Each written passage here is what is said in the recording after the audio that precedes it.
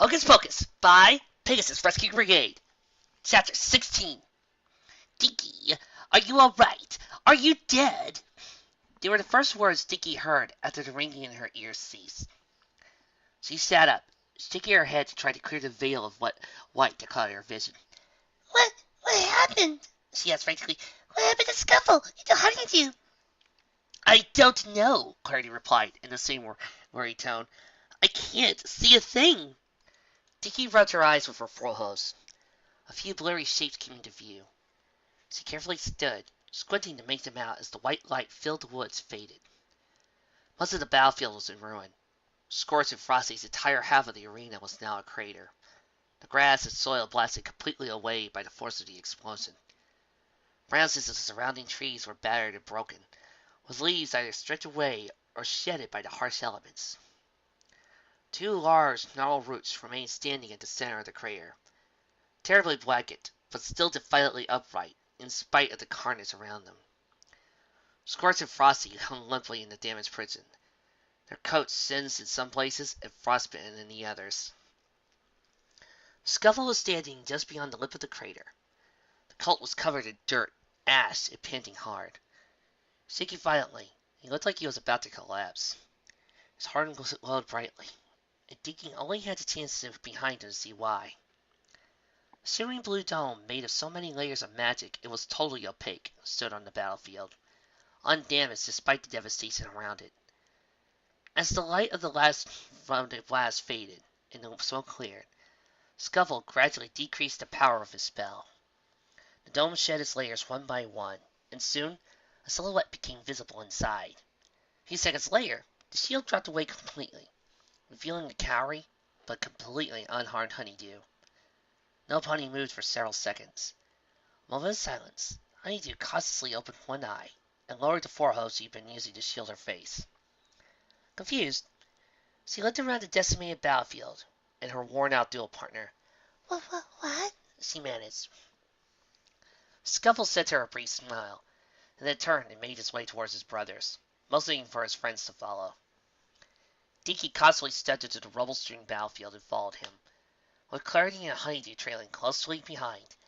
Are they okay? Dinky asked when she caught up. Scuffle stepped to the crater and put his forelegs on the side of the root. Cautiously, he poked at Frosty, then held an ear next to his brother's mouth. Well, he's breathing, the colt said, wiping his brow. Unconscious, but breathing. Clarity sighed, relief. That's good. I hate to think of how much trouble we'd be in if you, no. Why do you think I aimed at the ground instead of either of them? Scuffle asked, sinking back to all fours. They're jerks, but they're my brothers. I don't want to kill them. Just teach them a lesson they won't forget. I should probably point out we're still in a lot of trouble, even if they're okay, Dinky said nervously.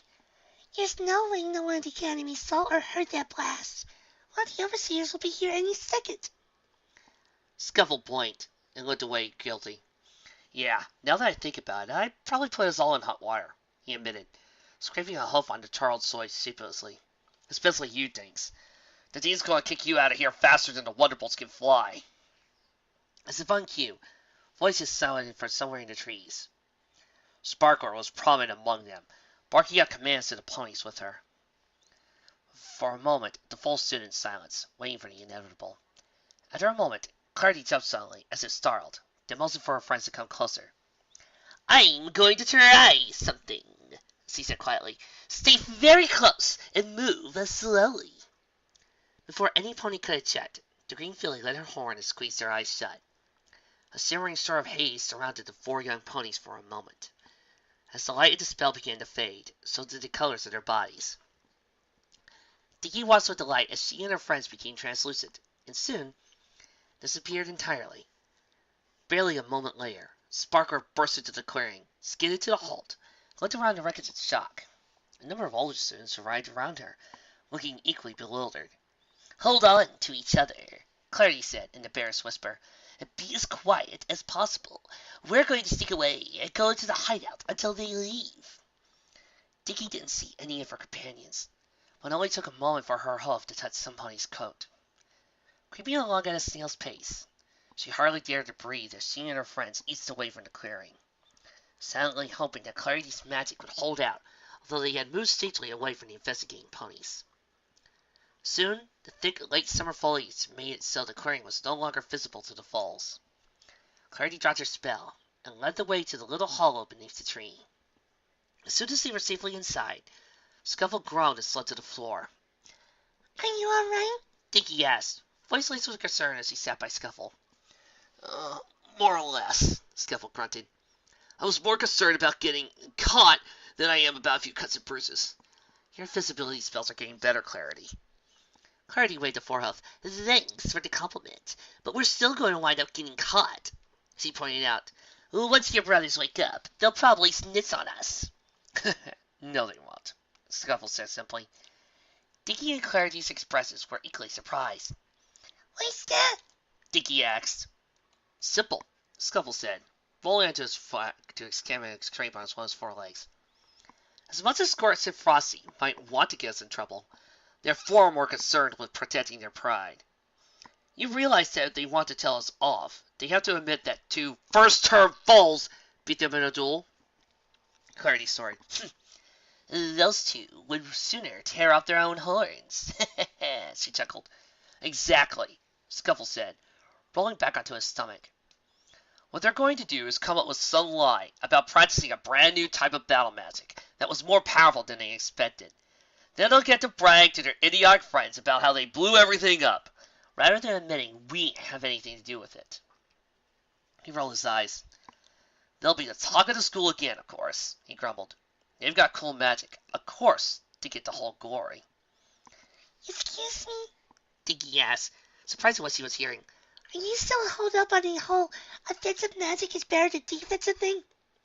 Well, you do realize that you and Honeydew just defeated Squirts and Frosty using nothing but defensive spells, right? Dinky continued, cutting him off. Scuffle opened his mouth to reply, but paused and considered Dinky's words. He blinked, surprised. All right, you have a point, he admitted, smirking. I guess those spells aren't all that worthless after all. Still, though, Honeydew's help was critical. Thanks, Honeydew. There was no response. Honeydew? The three foals looked curiously at Honeydew, who was standing quite still and staring into space. Honeydew, are you okay? Clarity asked. You haven't said a word since the duel ended. Honeydew blinked, stirred from her stupor at being directed directly. Slowly lightly, she moved to her friends. Honeydew? Dinky asked again, growing concerned. Are you alright? Do you need to lie down or something? Honeydew responded by gently nudging Dinky out of the way. She continued forward until she stood in front of Scuffle, who had risen to his hooves. Hey, Scuffle said awkwardly. Told you I wouldn't let you get hurt there.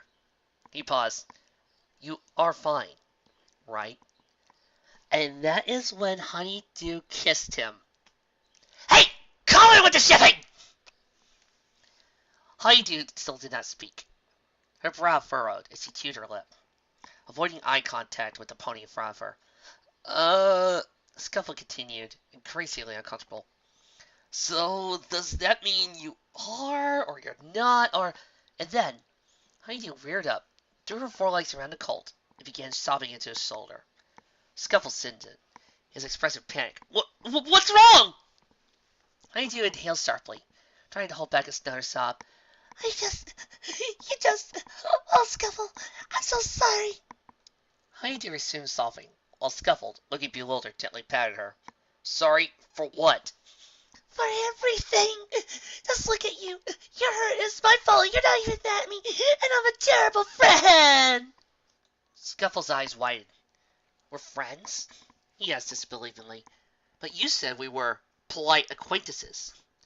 Honeydew fell silent, then quickly backed off and stared at the ground, shuffling a hoof slightly. That is what I said, she murmured. It was because I didn't trust you. I admit it. Even after what I said to you when we were in Winchester. I just been quietly waiting, thinking the day was coming when you feel you've only been hanging out with us for your own gain, somehow. But now you went and stood up to your brothers. The only ponies whose opinion I thought you did care about. Just protect Dinky, Clarity, and me. Now I just feel guilty that I didn't realize you were sincere any earlier. The filly squeezed her eyes shut, waiting for the sobs to subside. Scuffle hesitated a moment longer, then glanced at Dinky and Clarity, who simultaneously responded with helpless shrugs. It's not that big of a deal, Honeydew, he said slowly. You don't have to be upset. I'm not mad or anything. In fact, I'm surprised Dinky and Clarity didn't do the same thing you did. I was kind of a pain in the flank earlier this term. Scuffle's attempts to comfort Honeydew only seemed to distress her further. She shuddered and took a step back, still facing the dirt floor. Then he tucked her chin and kissed her.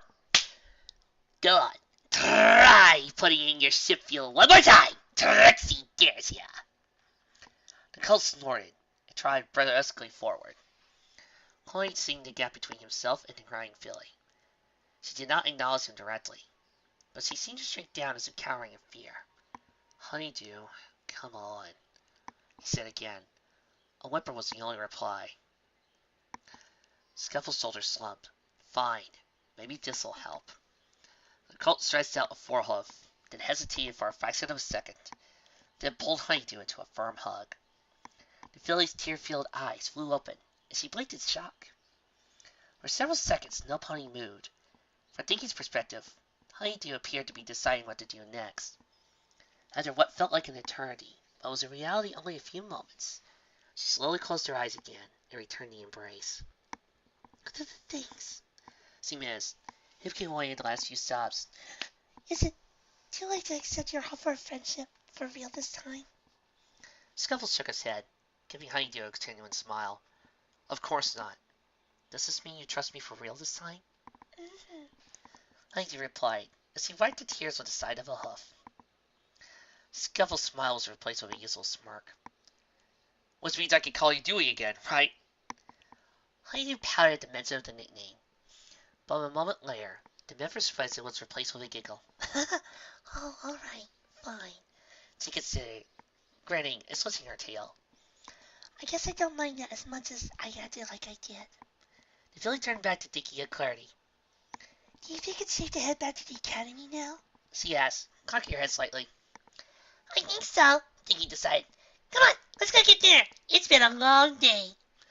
Dinky and Clarity led the way out of the hollow.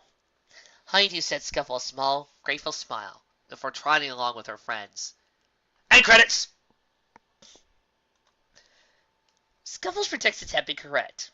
The next day, the whole school was abuzz with stories of Scorch and Frosty's super spell, and how they and they alone had been responsible for turning part of the forest into a smoldering crater. Both colts had been given a daily detention for the remainder of the term, which, of course, they both wore as a badge of honor, rather than viewed as a punishment. October arrived, and chillier weather came with it. With Scorpion's apex a little more than a month away, Dinky began to feel more confident that Sunbeam's plans had failed.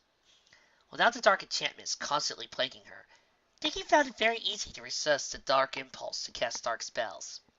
Scuffle and Honeydew's friendship seemed to be genuine for the first time as well. Dinky reveled in the dissolution of tension in the group, assuming her friends were doing the same. As the last month of the term drew closer, it seemed everyone and everything was looking up, with the exception of one small, furry, orange creature in the filly's thorn. Is he looking any better? Honeydew asked, as secretly petted the fox's head. Dinky shook her head, tail drooping sadly.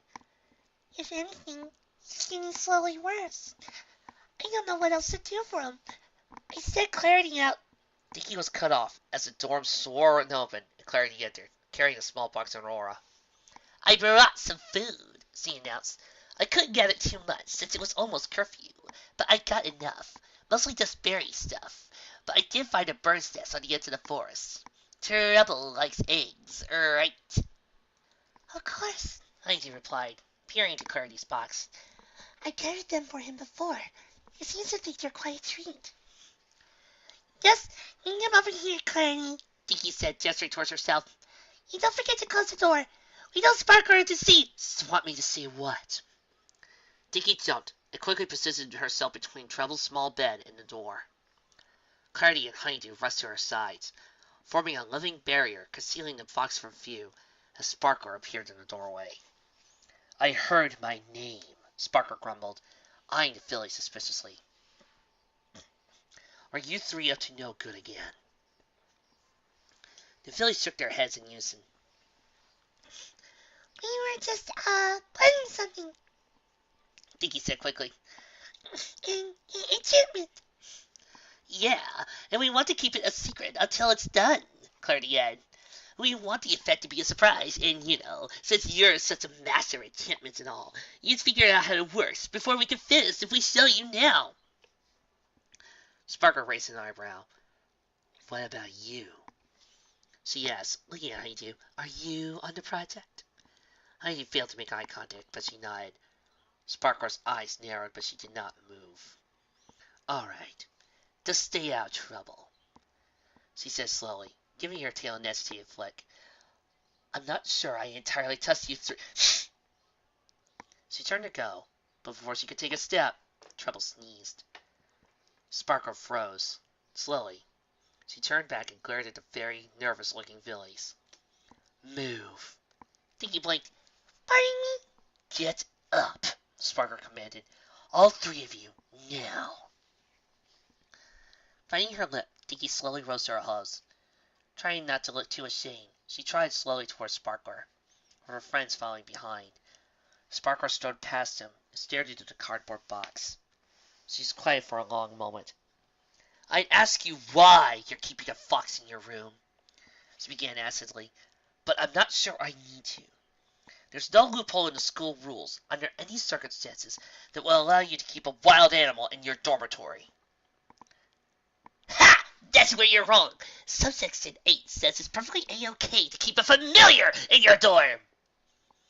And I trust you did? Yes.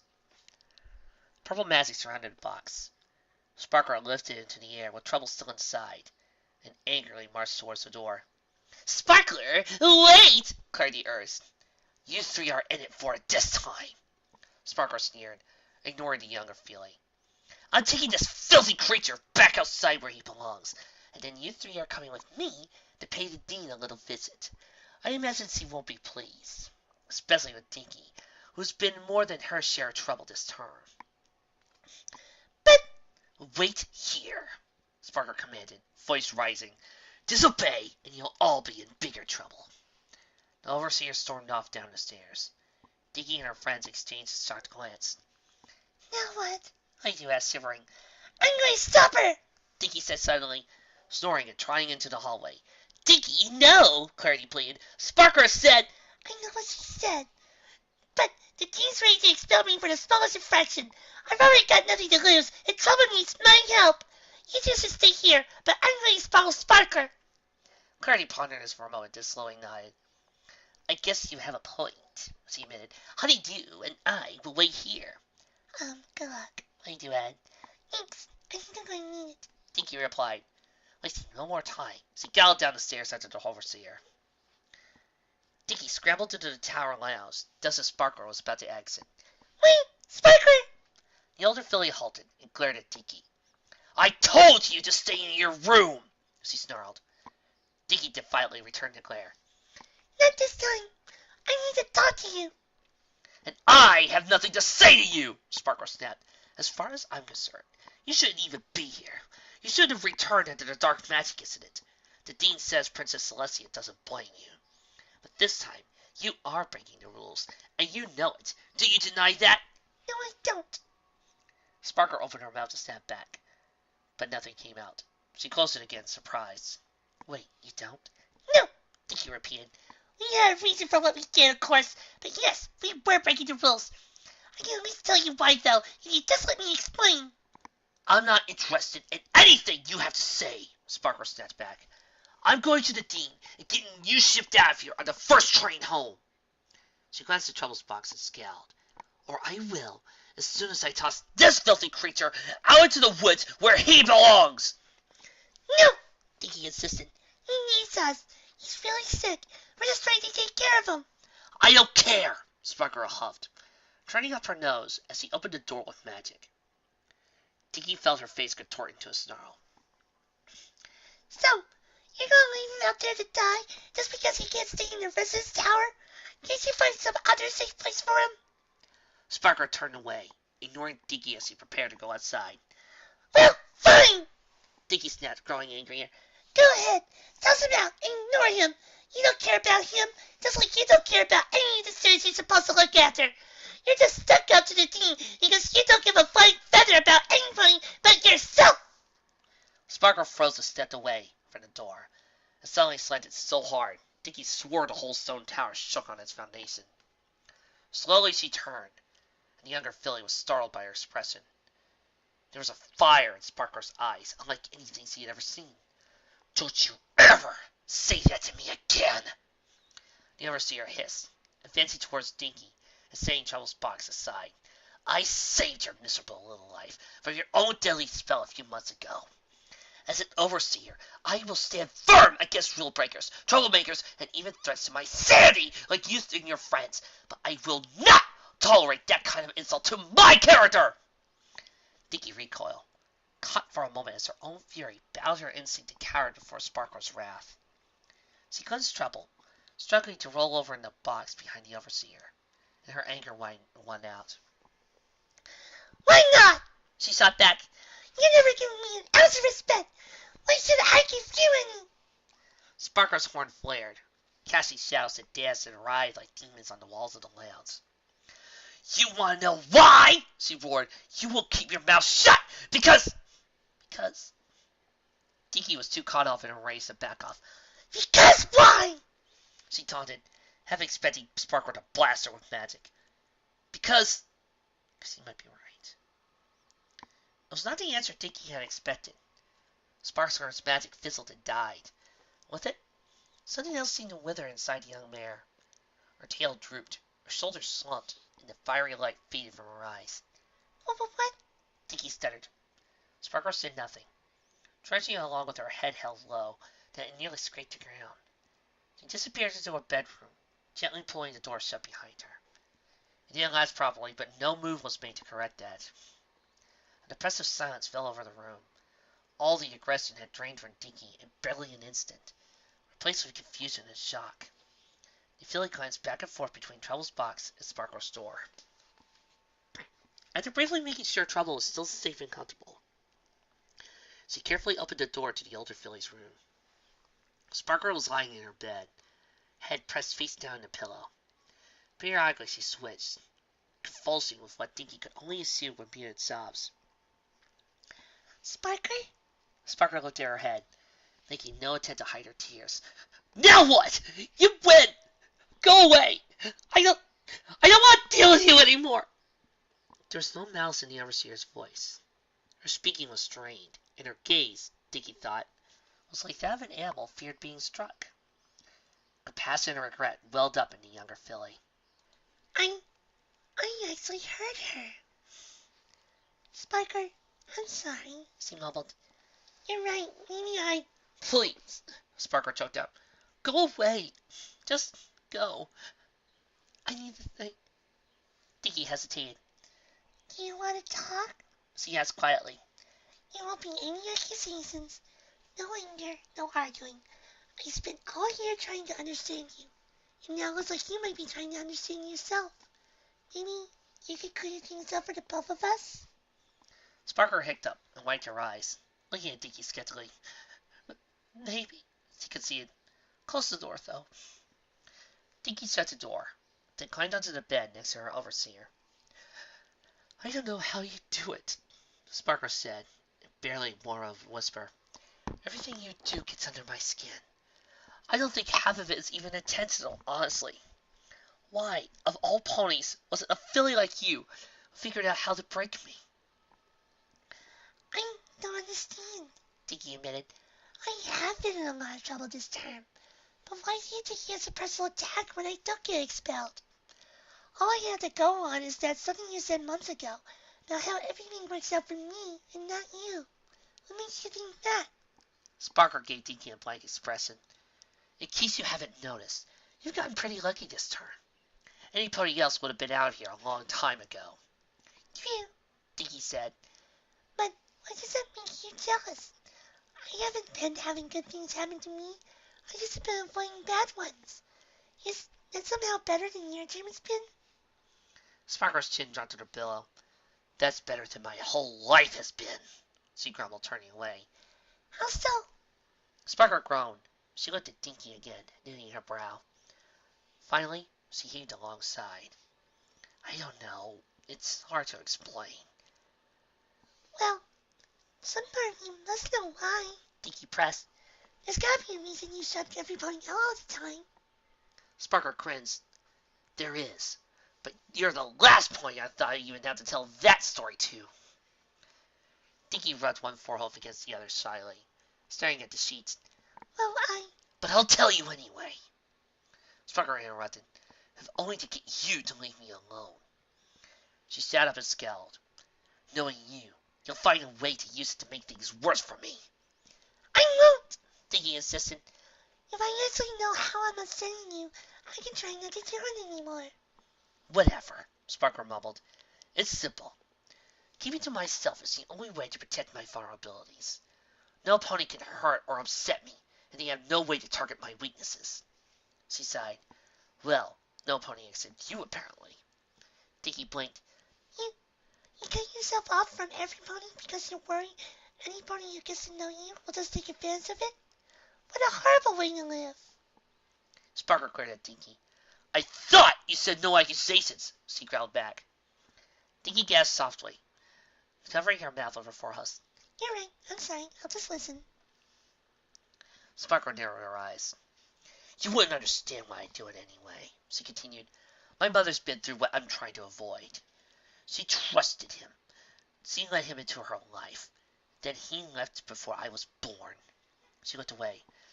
I never knew my father, she whispered. All I knew was a mother hurt in a way she could never recover from. She always told me the only way to be happy is to protect myself like this, so no pony would be able to step my life and then shatter it from the inside. Sparkle's melancholy seemed to be the only growing as she spoke. That's why I reacted how I did to what you said, she managed, wiping her watery eyes. To call me self-centered is to compare me to my father, and I can't become him. I do everything I can to keep ponies like him away from me, even if it means keeping every pony else away as well. Hirasia trailed off and said nothing for some time. Dinky decided to chance speaking again. I know how hard it can be. Sparkle grunted, lifting her face out of the pillow. No, you don't! Yes, I do, Dinky insisted. My dad died when I was an infant. My mom spent years putting all her time and effort into supporting me. I had to learn all my magic from a tutor because he was there to teach me. I know firsthand how hard it is. Sparkle's mouth hung open a bit. Really? Dinky nodded. Sometimes you act like you're the only pony who's dealt with hardship, so I thought you should know. There was something in Sparkle's expression Dinky had never seen before. She couldn't tell what it was. I see, the overseer mumbled. You usually seem pretty happy, all things considered. Dinky nodded. Maybe closing yourself off from every pony is one solution, but it's probably not the best one. It's certainly not the only one, She began. My friend Honeydew, for example, was scared of every pony when she first arrived here. She didn't want to open up to Cody and me at first, but she hadn't. She might spend the whole year by herself. She'd be away from crowds and hiding in her room whenever she could. She knows even better than me that it's hard to take that step, but it can be worth it. After all, I can't help but know that your defense against being miserable is, well, making you pretty miserable. Sparkle continued to stare dully at Dinky, her chin still against the seats. Nope, I'm fine, she grumbled. Everything's peasy, except when you're around. Dinky shook her head. Maybe you don't block most ponies out, but I've been getting the feeling there's one pony you really like in your life. And I think I finally understand it. You like me pushing him away because you feel like you have to. Sparkle paled. I don't know what you're talking about. Dinky opened her mouth, but Sparkle cut it from her hoof. That's enough, she said, sounding firm but surprisingly unaggressive. I don't want to talk about him. Dinky nodded as Sparkle took her hoof away. Well then, let me say something on my own, she said softly. I know I won't mean much to you, but I think having ponies here close to you is worth the risk. Sparkler said nothing, so Dinky continued. In the short time we've been here at the academy, I made some amazing friends, and I have some back at home that are just as special to me. She removed a diamond pendant from around her neck. I made this earlier in the term, she explained. It's enchanted so it interacts with my one best friend back in Ponyville has. Sparkler looked intrigued. May I see? She asked, extending it for a hoof. Dinky placed the pendant in Sparkler's hoof. Let's think about it, She suggested. If life is this hard on you, maybe your mom's not right on you after all. Maybe you should try opening up, even if it's just a few ponies. You're starting to sound like you're babying me, Sparkler said barely. You've given your advice. I'll be deciding by myself whether you got a point, or if you're just crazy. Sparkler tapped the tip of her hoof against Dinky's pendant, irritated. Listen, she continued, I'll cut you a deal this time. The dean doesn't have to know what happened with that fox. Dinky's eyes widened. Really? She gasped, getting to her hose wagging entirely silently. So does this mean you and I can start fresh? No, Sparkler deadpanned. You still need to take the fox somewhere other than this tower. It's dangerous to keep it here, and I'll be the one in trouble if any pony were to find out I let it slide. I don't care what you do with it, but it can't stay. But go upstairs and get your friends, Sparkler commanded. You don't have to leave that thing to die if you can find another solution. But it's not staying here. That's final. Dinky's ears drooped. Yes, Sparkler. I'll be right back. Sparkler watched as the filly darted in the room. She sighed to herself and looked down, realizing Dinky had left a pendant in her hoof. It's enchanted so that it interacts with the one my best friend has back in Ponyville. Sparkler listened closely, but the sound of Dinky's footsteps fast in the way he made stairs. Should I? Sparkler looked left and right, expecting some pony to be watching, even in the privacy of her bedroom. Her horn glowed, and the pendant was lifted in the air and surrounded with purple light. The diamond in the center shone brightly violet for a few seconds. Then the light vanished, leaving the accessory looking just as it had. Sparkler smirked to herself, just in case. With her pendant back around her neck, and her friends trying closely behind, Dinky made her way slowly towards the forest, carefully holding Trouble's makeshift bed in her aura. So, Sparkler actually didn't try to get you expelled? Clarity asked, astonished. Dinky shook her head. No, she, well... The filly paused. It's kind of private. I'll, tell you about it later.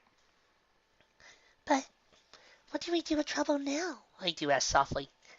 That's what we need to figure out, Dinky said. We can't keep him in the dorm anymore, and I'm not sure how long he'll last back out here. Maybe we could ask Scuffle to smuggle him into his dorm, Clarity suggested. Resto seems a lot less suspicious. Maybe we'd be able to hide him there. That sounds a little risky, Honeydew said. If Presto did find Trouble, and word got back to Sparkler, we'd be in more trouble. That admits that Trouble's probably better off out here than in Scuffle's house. Dinky choked, earning a chuckle from her friends. The three fillies trotted to the forest and made their way into their hideout. Clarity lit the illumination orb, and Dinky set Trouble's box back into the spot where the fox usually preferred to rest. He lifted his head and glanced around briefly, gave a little squeak of recognition, and laid back down again. We can't leave him here, can we? Honeydew asked. For tonight, we have to, Dinky admitted. It's after curfew. Sparkle's waiting for us at the entrance, and if we aren't back in a few minutes, he'll come looking. But... Honeydew stammered, searching for a counter-argument. Clarity nuzzled Honeydew softly. We'll figure out something tomorrow. Trouble can manage the night without us. We gave him a meal and some blankets. Now the best thing to do is to let him rest here. Honeydew sighed, nodding. And maybe the fresh air will do him some good anyway. She added, although it didn't sound like she was particularly confident in what she was saying. Exactly, Clarity affirmed. Don't let it worry you too much. Dinky trotted over and petted Trouble gently. The fox feebly rolled over, gazing up at the filly affectionately, despite his poor condition. Don't worry, Dinky said quietly. find a way to help you soon. I promise. The purple filly extended the light and followed her friends out of the hollow. The walls of this strange room were tinted with blue, just as before. Mist poured down the walls and rippled across the floor. Dinky stood alone in the silence. This again? She asked out loud, sounding more exasperated than concerned. It's been a while since you pulled this one, Sunbeam. It's not going to work. The filly cast a beam of light from her horn from the cave, searching. Princess Luna! She called.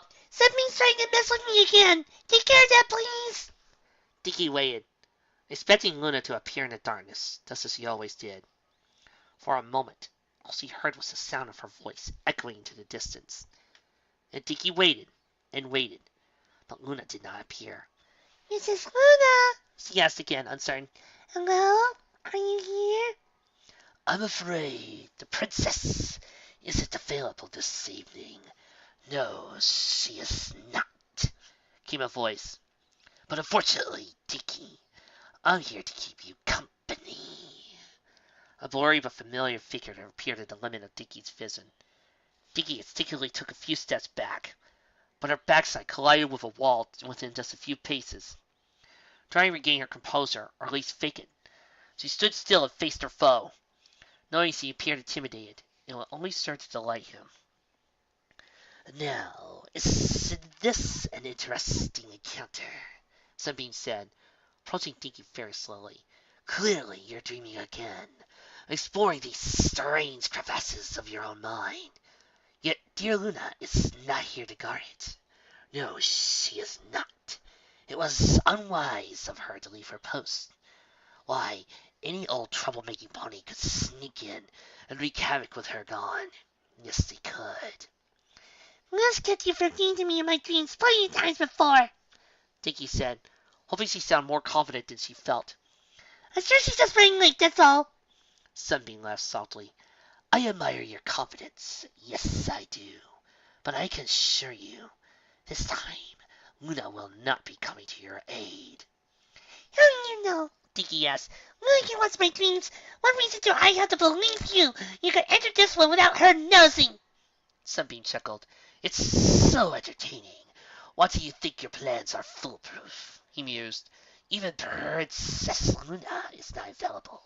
Once you enlisted her help in watching you, all I had to do was find a way to cloud her vision. How did you do that? I'm glad you asked. Yes, I am, Sunbeam replied, sounding genuinely pleased. As you've already guessed, the dark energy that taints you is the anchor I use to exert my power over you. So? Dinky asked, her nervously twisting tail betraying her concerned expression. Even if I'm corrupted enough, you can break into my dreams. Doesn't explain why Princess Luna can't just kick you out again. Princess Luna can't do a thing if she can't sense your dream, Sunbeam said, grinning. At the time you've told her of your concerns, your mind was clear enough that Luna was able to easily see inside. Yes, she was. And know when to intervene and remove threats like me. I was powerless to use dream intrusion method to get to you with her standing guard. Yes, I was. So I turned my attention to that problem first. Dinky pondered this for a second. Her eyes widened. Your dark enchantments. She mumbled. Each time I got close to one of those, it affected me, didn't it? Quite right, Sunbeam said gleefully. Surely you've already realized, especially when you were foolish enough to touch one, that was their purpose. Such traps are minor and inefficient. Yes, they are. So I had to set quite a few of them over a considerable length of time. Of course, eventually you found a way to disarm them, and for that I give you credit. Yes, I do. But by that time, the damage had been done, or at least most of it had. Dinky raised an eyebrow. Most of it? Sunbeam suddenly lurched forward, and Dinky cried out, shielding herself with a forehoof. The colt backed off again, laughing, and Dinky blushed upon realizing she had fallen for the feint. You still weren't quite ready for me to visit you again, Sunbeam said, once he ceased his chuckling. I had to wait a little while. Now that Scorpio's apex is less than a month away, your corruption is intensifying. Yes, it is. I'm not so sure about that, Dinky lied, trying to buy more time in case Luna might still arrive. It's been easy to prevent myself from outbursts of dark magic. If this is as bad as it gets, you might as well just give up on this plan of yours, Sunbeam. Rather than frustrated, Sunbeam went to muse. If this was as bad as it gets, do you really think I'd be here tonight? He asked. I was simply waiting for the right moment. Yes, I was. And tonight is that moment, although you may not be aware of it during your waking hours. The darkness building inside of you has become hardy and strong. Yes, it has. So much so that if, say, Princess Luna were to glance into your dreams, all she'd see is a shroud of black. She'd assume you were peacefully in a dreamless sleep. Yes, she would. And go about her business. He leaned closer, twisting his tail as his nose approached Dinky's. And now that she's out of the way, no pony will stop me from doing what I came here to do. Dinky broke her stance and launched a punch at Sunbeam's nose, just as she had in her last encounter with him. But her hoof had hardly left the ground before he was halfway across the room. She hadn't even seen him move. Forget it, Dinky. That might work in the waking world, but in this place, I am in control. Yes, I am. Dinky quickly moved away from the wall, as he was backed against now that she had some space, eyeing Sunbeam warily and moving away each time he made to approach her. You're wasting your time, Sunbeam said finally, examining a hoof in mock boredom. You know you're powerless to escape. Yes, you do. And you know that no pony is coming to your rescue. If you don't give up on this little game of yours, I'm going to grow bored and end it myself. Yes, I am. Oh, really? Dinky said defiantly. You're bluffing! You can't do anything to correct me if I don't make myself horrible by tapping into my magic. Sunbeam blinked, looking genuinely confused. You seriously think that that's how this works? He asked, dumbfounded. I've merely been biding my time to see if you had some more substantial means of fighting back. Yes, I have. If your whole plan is to simply keep your magic dominant, then I intend to follow myself. Yes, I will. Tiki frowned. You can do that? Sunbeam scoffed. It's almost pitiful that you thought I couldn't. But oh well. On with the show. Sunbeam's horn shimmered and lit up with dark magic. To Dinky's dismay, she felt a sensation rather like somebody had tied a rope around her skull and was trying to extract it through her horn. Her composure slipped away immediately as the feeling quickly became alarmingly painful. The filly cried out, sinking to the ground and clutching her head. Stop, please! She whimpered, forcing a wiry eye to open, looking imploringly at Sunbeam. You know how to make it stop, the cult replied indifferently. Relieve the pressure, or the pain will only get worse. Sobbing, Dinky focused through the pain and created a spark in her horn. It was as if a dam burst inside her head. The magic went black instantly and spilled out, building up repeatedly and firing off a repeated burst that ricocheted off the uneven walls. Sunbeam stood silently, watching. Just give in, he said, his voice oddly soothing. You can't turn back. No, you cannot. Slip into darkness. Why do you want this? Dinky croaked. How does it help you to correct me? Sunbeam smiled, and again, almost friendly. Because I need your help, Dinky Doo. I need another wraith. And soon, yes I do. You're going to be that wraith. The day is approaching when you'll see why. Sunbeam's horn glowed brighter. Dinky found herself unable to resist, shooting forth dark magic with even greater intensity. She closed her eyes, defeated and terrified. Suddenly, a deafening blast reverberated through the room, followed by a pained grunt from Sunbeam. Dinky's eyes shot open as she felt the pressure from her head vanish. Princess Luna? Better than never, I suppose. The filly tried to see the pony in front of her, but her vision was still clouded with purple mist and flooded with tears. All she could tell was that the new pony had attacked Sunbeam wasn't Princess Luna at all.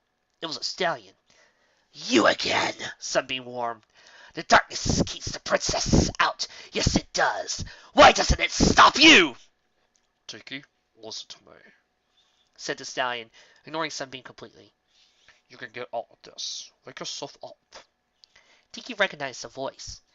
It was the same stallion who had rescued her the first time Sunbeam had entered her dreams.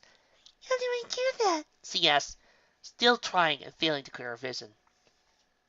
Forget I'm here, the voice replied. Forget I'm here too. Sunbeam's here too. I'll take care of him. Picture yourself in your bed, wrapped in your covers, saving your towel at school. But he's in your mind, kid, the stallion said again. You can beat him, but you gotta take back control that's yours. Even his magic can't keep you from doing that if you just focus. Dinky gave up on trying to see the stallion through the chaos in her own blurred vision. She closed her eyes and did her best to ignore Sunbeam's cries of anger and the sounds of battle around her, as well as the now dulled pounding in her head.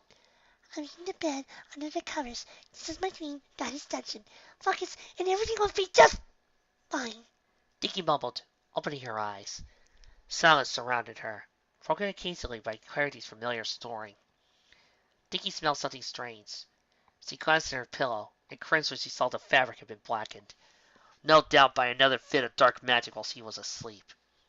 Exhausted and disoriented, the filly flipped the pillow over, hiding the damaged part, and placed her head back down.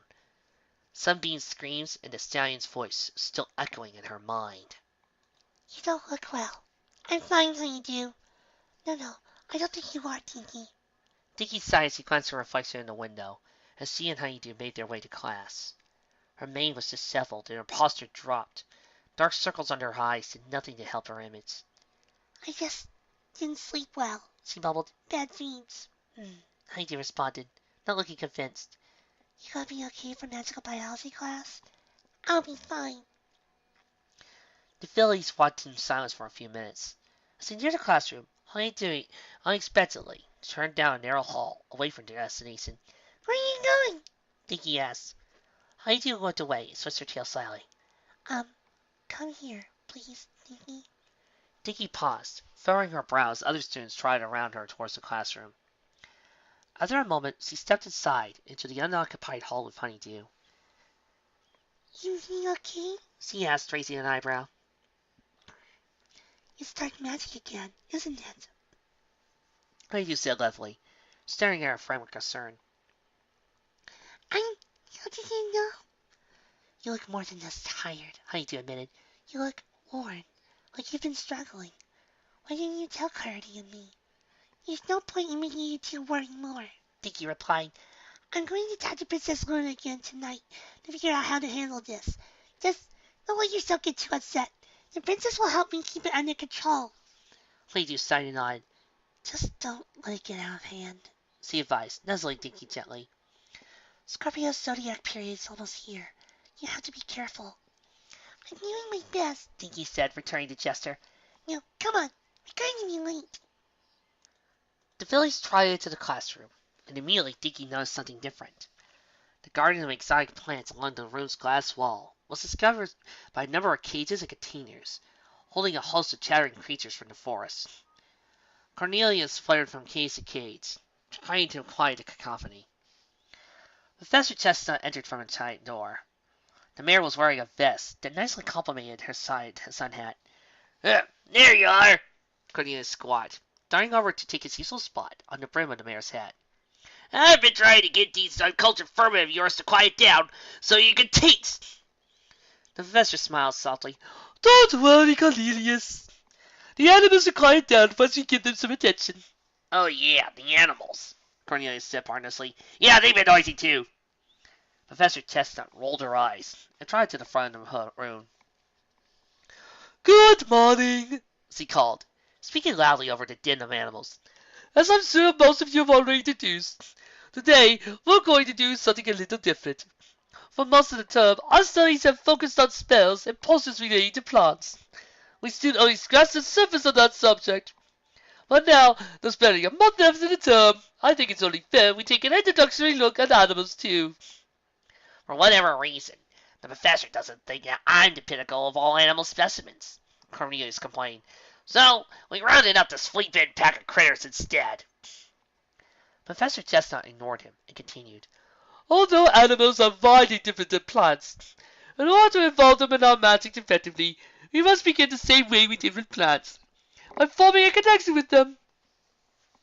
Yeah, most of them are too dumb to talk, so you gotta use that wacky mind-like stuff you unicorns do, Cornelius clarified.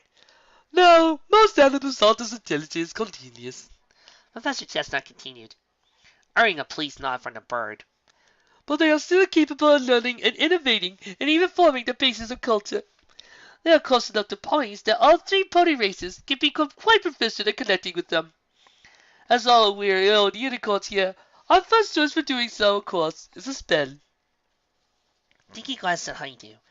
The big filly was paying close attention to the professor's words, hurriedly scribbling down everything she said. It occurred to Dinky that Honeydew's background and special talent had given her a head start in magic and plants.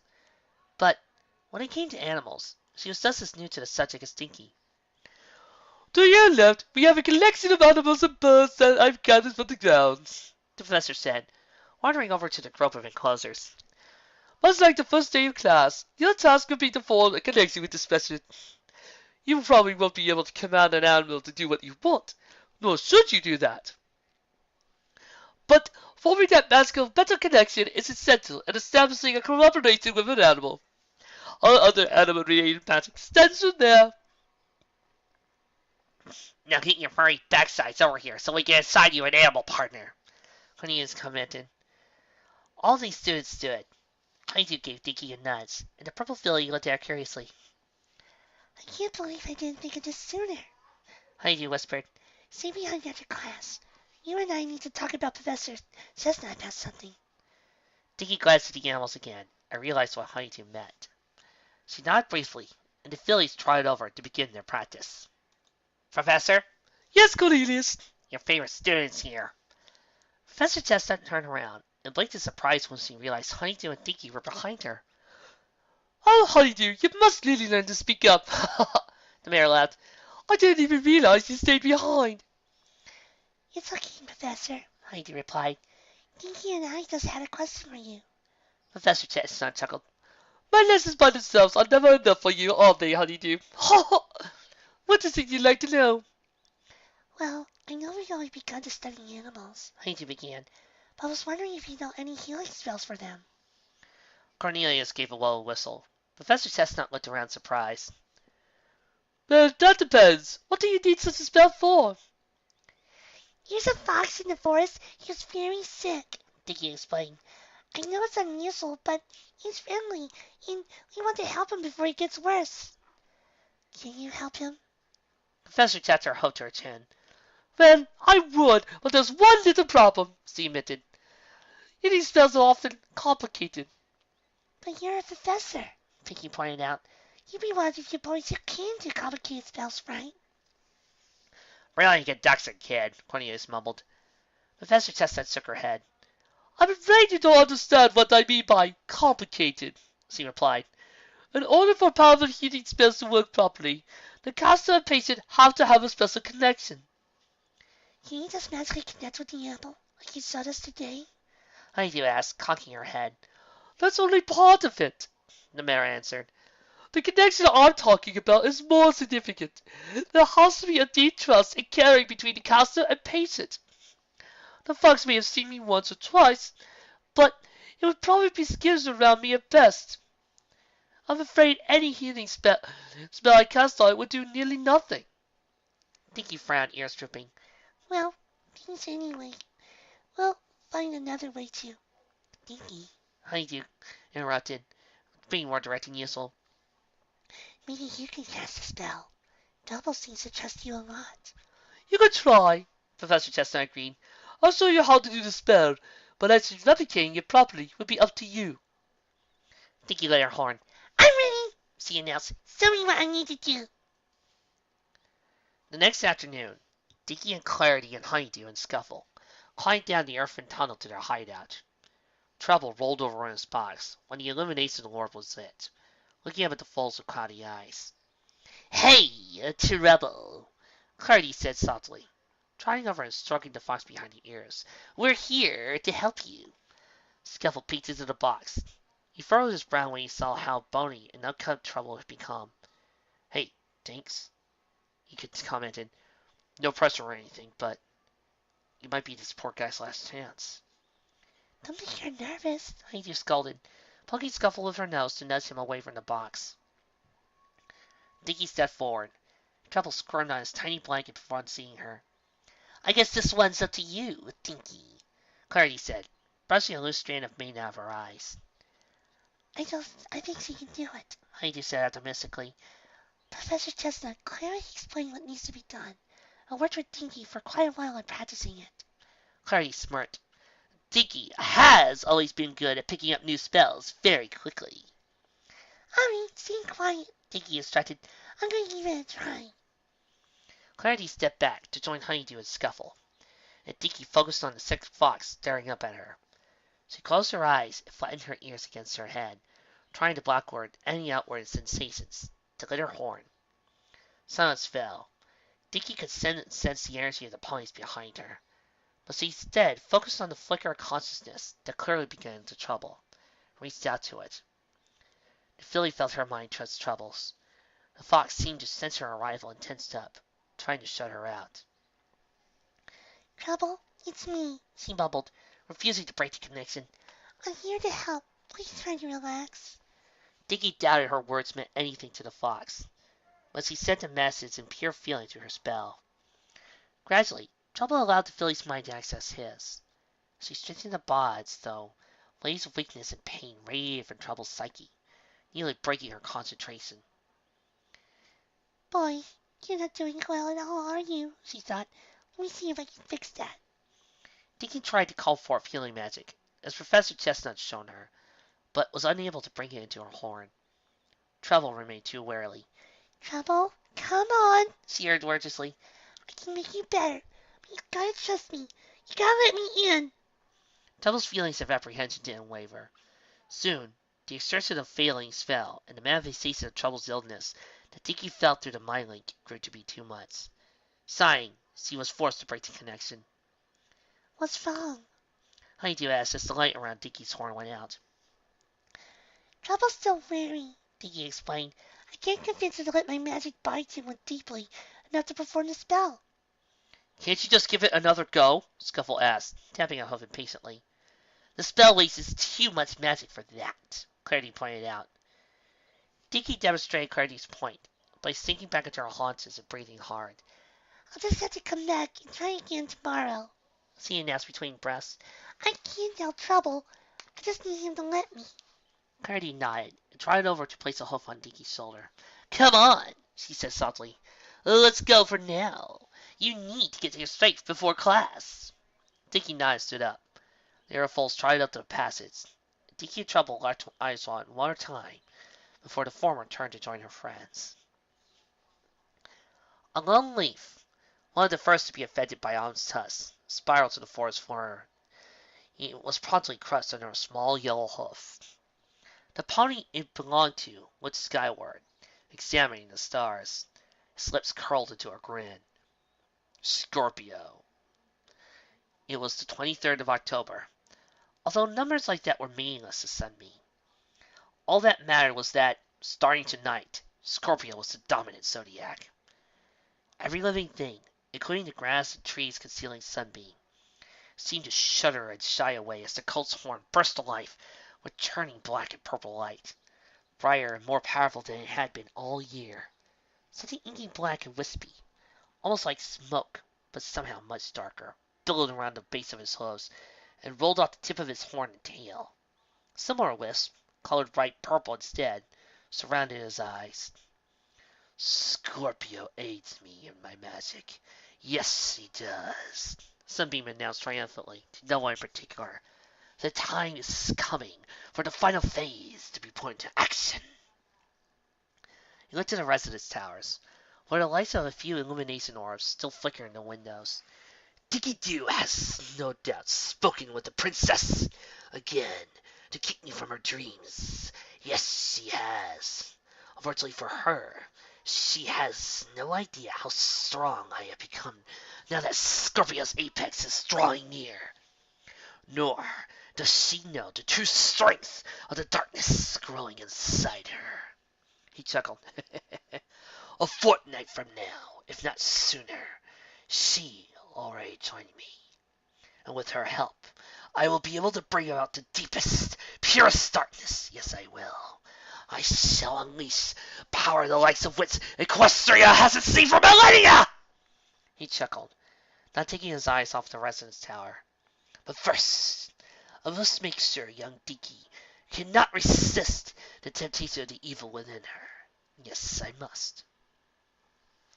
He stepped forward, melting into the darkness of the forest. Enjoy what time you have left, Dinky Doo, he muttered. By Scorpio's apex, you too will serve Scorpio's dark purpose. There was a knock on the door. Come in. She didn't look up from her paperwork, but she heard the sound of the door office opening, followed by soft footsteps on the plush carpet. You wanted to see me, Professor Spark? Hello, Sparkler, the dean said calmly. Why don't you take a seat? We'll talk in a moment. Sparkler silently placed herself in one of the seats. For several moments, the dean ignored her completely. When the mayor finished her paperwork, she gently set it aside amid Sparkler's gaze. She stared for a few moments, eventually causing Sparkler to fidget. Ma'am? Sparkler, we need to have a short discussion, Vice Spark said. There are a few things about your performance as overseer that I would like to go over with you. Sparkler's breath caught in her throat. Have I done something wrong? The dean chuckled mirthlessly. Oh, don't worry. This has nothing with what you've done. It's more related to what you haven't done. Sparkler leaned forward. Tell me, Sparkler, do you have anything to report against Dinky Doo? Sparkler's mind moved immediately to the conversation Dinky had with Princess Luna that she overheard. Dark magic was still part of the picture. It was possible the Dean didn't even know. Well, actually, Dinky has... Sparkler paused, suddenly remembering another, more recent conversation. A conversation where the same feeling had shown her that maybe she wasn't just a lucky troublemaker. In fact, maybe she was one of the only ponies who really understood anything about Sparkler at all. Sparkler cleared his throat. Dinky has done nothing of note since we last talked, Professor. I see, Vice Spark replied. That's what I thought. You did? Dean's fake smile began to fade. Now, Sparkler, I seem to remember a conversation some time ago between you and me. You were going to keep an eye on Miss Doo, and perhaps help her along, since she'll inevitably find herself involved in another expulsion-worthy incident soon. Yet, since that time, I haven't heard that much about Dinky's exploits. She narrowed her eyes. I thought we were on the same page about this, Sparkler. We are, Sparkler said hurriedly. I just haven't found an opportune moment yet. Her tone betraying her lack of conviction to her words. Bright Spark frowned. You sound hesitant, she said, tapping the tip of a quill against her desk. Do you have a differing opinion? Sparkler scorned. Well, I'm just more confused. I know Dinky has caused more trouble, but so have a lot of students. Is there a reason you are especially concerned with her? The dean was quiet for several seconds. Initially, I was merely annoyed that Dinky was permitted to attend the academy without my consent, but that's no longer the major issue. What made me concerned that she must be removed was not her dark magic incident, but her excuse for it. You mean the story about a cult named Sunbeam? Breitbart scowled. I don't know where she found that name, the mayor hissed. The castle and grounds have been patrolled for months now, but there's not a single shred of evidence that Sunbeam is here. State Dinky's continued insisting that he is, and of course he wouldn't be. He's dead. But you said he was a real pony, right? 40 years ago, Sunbeam was a first-term student. Vice continued. I just begun my time as dean. I remember the cult as yesterday. Adventurous and intelligent, just like Dinky is. What happened to him? Sparkler asked nervously. I'm getting to that, the dean replied stubbornly. You see, in my first year here, I was not the same pony I am today. I was still enamored with the ideas of experimenting and discovery in all fields of magic, and I encouraged my students to do the same. Every pony was free to roam the castle and grounds at any given hour, and there were plenty of private spaces and access to vast amounts of knowledge, which allowed the most gifted students to study and practice magic way above their level with ease. That sounds like a good idea, really, Sparkle said carefully. Good in theory, flawed in practice, replied Bright Spark. I was too happy-go-lucky. I gave the students too much freedom, too little supervision. Had I been older and wiser, I might have realized it was only a matter of time until one of them got into something he shouldn't have. Sunbeam groaned. Dark magic again. He thought he could control it. The dean muttered. Thank goodness some professors were nearby to save his friends. Sunbeam himself was destroyed by his own spell. Quite brutally, as a matter of fact.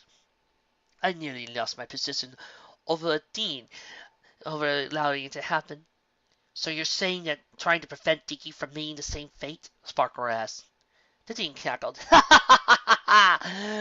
Heavens no, Sunbeam was a problem for me because it was possibly my fault. In Dinky's case, I don't know where she learned dark magic, but it certainly wasn't from any pony or anything at this school. The princess knows it too, which is why I wasn't punished for Dinky's incident. Sparkle blinked. I don't understand. Dinky Doo must go because she had the gall to drag the low point of my career back into limelight. Bright Spark yelled. Princess Celestia is too kind to say anything, but I know she remembers. Each time Sunbeam is mentioned, her thoughts go back to that year decades ago. Sparkle chewed her lip. Ma'am, I'm as unsure as you are on the topic of how Dinky learned about Sunbeam in the first place, but I'm fairly certain she's unaware that he's a stain on your career. I don't care!